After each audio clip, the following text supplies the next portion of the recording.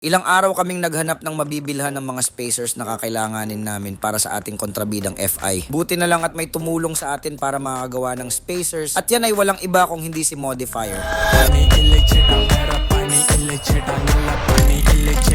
Magandang araw mga idol. Dumating kagabi dito sa atin ang kontrabida FI ni Boss Arch. Dinala ito sa atin para paggawa ng mga spacer at upang tingnan na rin kung ano nga ba ang pwede pang i-improve. Kaya ginawa na din natin ito ng bracket. Ito yung itsura niyan mga idol. Ready na ikabit para sa 2-pot na race power caliper niya. Sa spacer naman sa likod, gumawa tayo ng hub and mile. Sinukat ito ng maigi at inulit-ulit para siguradong eksakto ang sukat. Nag-drawing na rin tayo ng design sa mga kompletong measurements para tiyaking tama ang pagkakagawa kapag tinorno na. Sa bracket naman ng pipe, nilinis natin ito ng maayos para mas malinis at maganda ang itsura. Sa harap naman, ginawa natin ito ng hub and mile para masentro. Ito yung itsura ng spacer dati at ganito na ngayon, astig at pulido ang kinalabasan mga idol. May additional lang tayo dito mga idol, another spacer para naman dito sa may shifter. Kaya naman nagawa tayo dito ng spacer gamit ang alloy at ito nga pala yung kinalabasan. Mas maganda na siya tingnan, di ba? Last and final touch ng The Modifier, itong stopper. Kailangan mas mahaba siya mga idol, kaya gumawa na lang tayo dito. Matapos ito mga idol, ready na ito for pick up. At ngayong meron ng tutulong sa atin sa mga spacers, balik tayo sa build ng ating kontrabidang FI.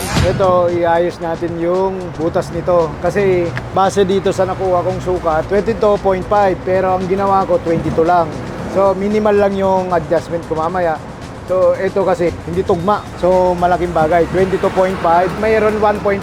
So gagawin natin is 1.25 para at least kahit papano, dikit na dikit yung clamp nito doon sa handlebar. Simulan na natin, bawasan, pero dahan-dahan para at least ma-perfect natin yung perfect circle na inaasam natin dito sa clamp.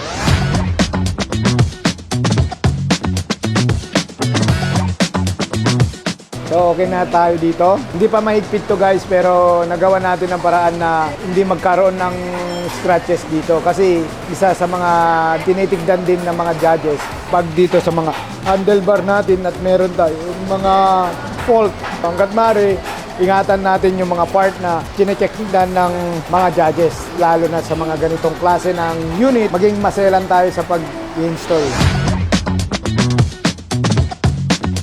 So, back to the build. Ito pa rin tayo, nakamount na yung makina kasi nga dumating na yung mga pyesa. Ito yung head natin. So, ang head will always be a stock. Ayaw natin galawin yan, komplikado yan. Pero yung mga crank, yan, babaklasin na yung mga yan. Also, yung susian. Ang susian kasi ng Raider, lagi itim. At wala naman nabibiling pamalit doon, kaya pinakulayan ko yung amin. Terno dito sa look niya. Tapos, yung problema namin sa rim na sumasahid yung caliper kasi ganito.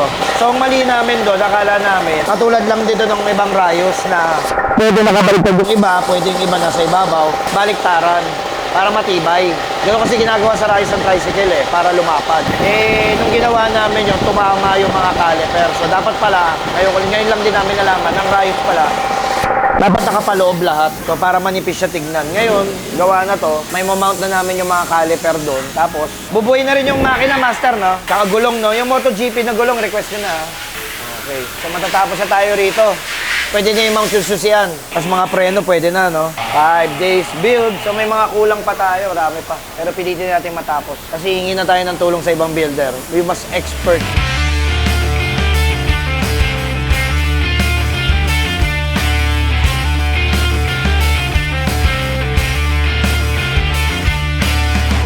Ilalagay na rin yung mechanical seal para dun sa water pump. Antay lang natin may kabit guys.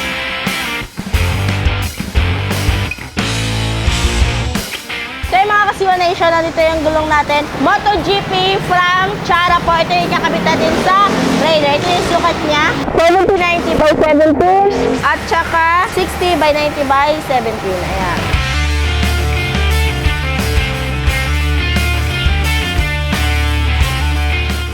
Ito na yung gulong. Kasi isa, ito. Ano ito? Michelin, no? MotoGP. Soft compound. Kabit na rin yan. Crankcase, ito na. Kabila rin. May laman lang. Nandito na to lahat. Kompleto na to. So, ito master sand to. Water pump. Ito, clutch. O, clutch holder nga. Ano yan? Oil filter. Drain plug meron na rin. Ayan ito. Ito, clutch arm. So, ito na lang kulang natin. Masasara na. Ito, parehas na rin. Ito, Racing Boy parehas. Pero iba yung kintab, no? Paano kaya papakitabing yan? Papasunblas? Kikintab ba sa sunblas yan? Paano pakikintabing yan? Mimiling ulit? Okay. Sama to. Ito, magagamit na natin to. Ito na lang, mga washer na lang, mga spacer. Stator, okay na.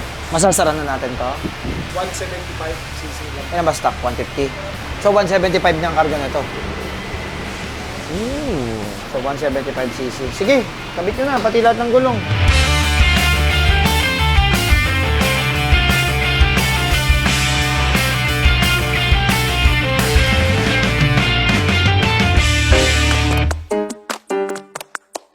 Day 6, kailangan na nating ma-ready itong ating kontrabidang FI. Dahil ngayong day 6, ito turn over na natin to sa Caloocan dahil magpapatulong tayo lalong-lalo na sa mga maliliit na detalye. So may dumating kasing swing arm from Motaro, pantay din to plus 2. Ang problema ko kasi dito sa swing arm ng Race Power, pang drag type kasi to eh. Ito yung mga hollow. Pwede rin naman to sa show pero hindi ko na alam ano yung proper eh. Hollow ba na pang drag o yung pang road talaga na swing arm. Kukonsulta muna kami kung ano yung swing arm na ilalagay namin. Medyo nagbawas kami uli eh. Medyo pabuo na rin naman siya. Master, may nabibili bang hose para dito? Titanium? White lang po. Yung transparent lang. Oh, sige. Tapos papalitan din doon ng may alloy na cover dito. Silver. Okay na yan, ganyan. Kaya ba bumili ng mas clear? Ito, okay na ako dito. Kulayan na lang yan. Okay, ito, pasok na. Okay na, halos. O, sige, abangan natin. Ang itsura nito pag na-rolling na. Let's go. Nakapag-decide na kami, sumagot na yung aming konsultant, si Jesus. Galing Pampanga yung tanong namin. So, mas proper nga naman daw yung ganitong swing arm, yung road. Kasi ito, yung swing arm ng Race Power, ito yung tinatawag nating drag type, yung mga hollow. Medyo hindi siya part ng proper build. Minarkahan na namin ang mga kailangang gawin sa Raider para kapag nasa Caloocan na, may guide na para sa mga pesang gagawin. Pagkatapos nito ay binalot na namin ng plastic para safe sa biyahe papuntang Caloocan. Papadala na sa Caloocan yan. Hihingi tayo ng tulong sa mga mas malulupit na builder o para kumpletuhin yung detalye. Ay, so sila gabi. Shop namin nag-aalas 6 lang dapat. 5 hours overtime. Safe ba yan? Di ba tatawag mag-isa yan? Sigurado ka ha?